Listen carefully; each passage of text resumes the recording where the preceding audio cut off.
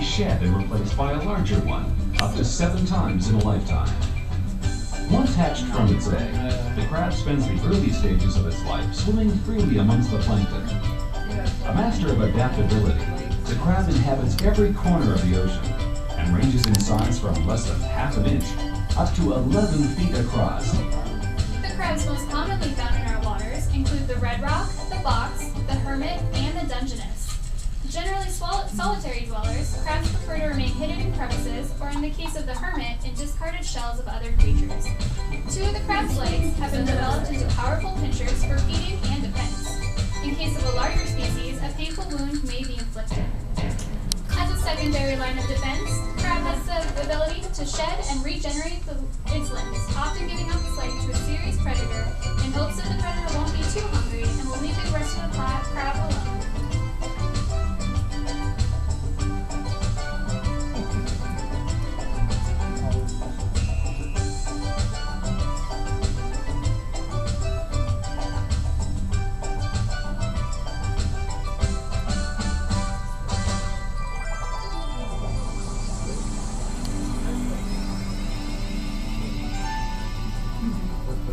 Another group of creatures capable of regeneration are the sea stars.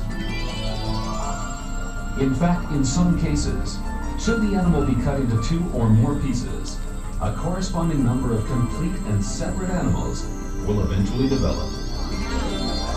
Relying on a remarkable system of hydraulics for locomotion and a single photosensitive cell on the tip of each arm for sight, the sea stars appear as truly otherworldly beings.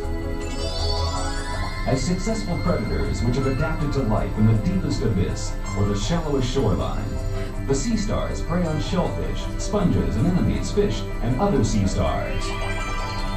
Once the victim has been located, it's grasped or opened with a pressure sometimes exceeding 100 pounds. The sea star then forces its own stomach out of its body into and over the meal, where it's digested before being passed back through the mouth. The waters of the Pacific Northwest support the greatest variety of sea stars anywhere on Earth. The sunflower star, with its 20 or more arms, is the largest sea star and is only found here. On the underside of the sunflower star, there are tens of thousands of tiny tube feet, which enables the animal to glide over the roughest of surfaces with a seemingly effortless grace at a breakneck speed of 1/8 of a mile an hour. Now, 1/8 of a mile an hour may not seem that fast to you and me, but the sunflower star can make it around our aquarium in about an hour. That's pretty fast, considering that their main source of food is clams and other shellfish, which only move about 10 to 12 feet a year. The sea star definitely has an advantage over its prey.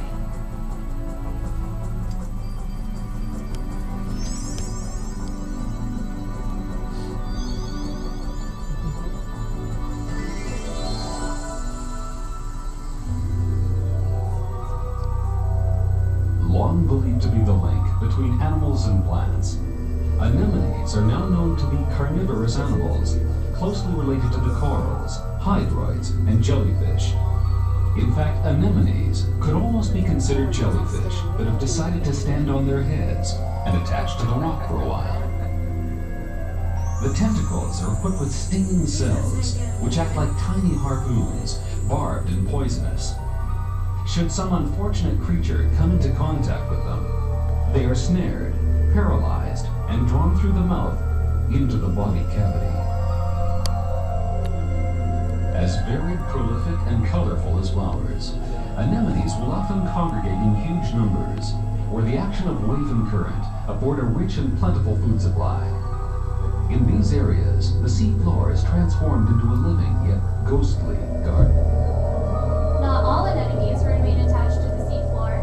When faced with a predator, some actually burrow into the sand, while others just simply swim away. The most common defense for the anemone is to hold up its tentacles and become a featureless blob upon the rocks. The anemone also assumes this position while digesting their food.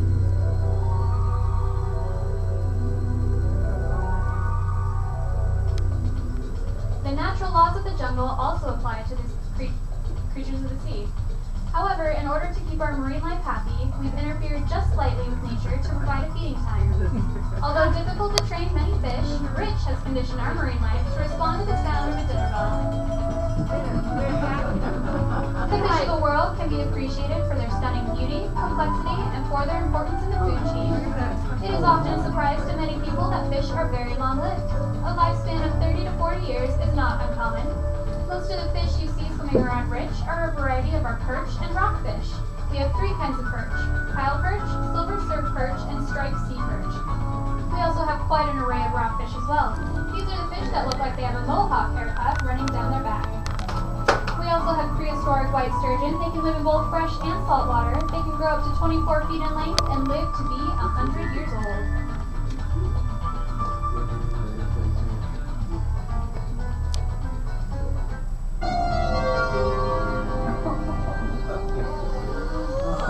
The ferocious-looking wolfeel is in fact an elongated fish, sometimes growing to 8 feet in length.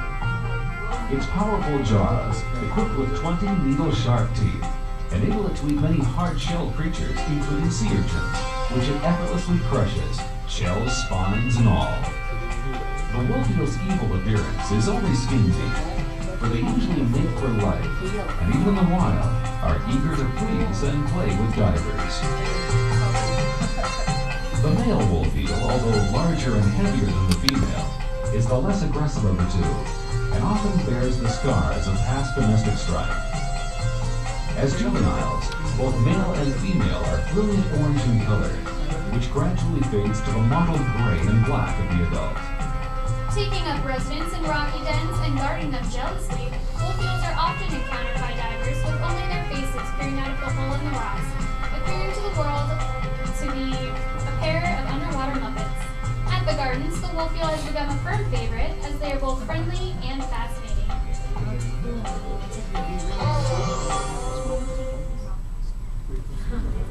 For most of us, the sea is an alien place.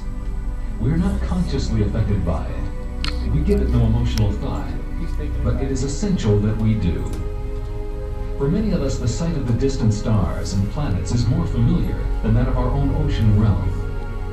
Only through understanding that we are all directly linked to and dependent upon the fragile beauty of the sea and its inhabitants will we ensure their survival, and by doing so, ensure our own. We've just spent a few brief moments with some of the creatures of the sea, with whom we share this, our planet ocean.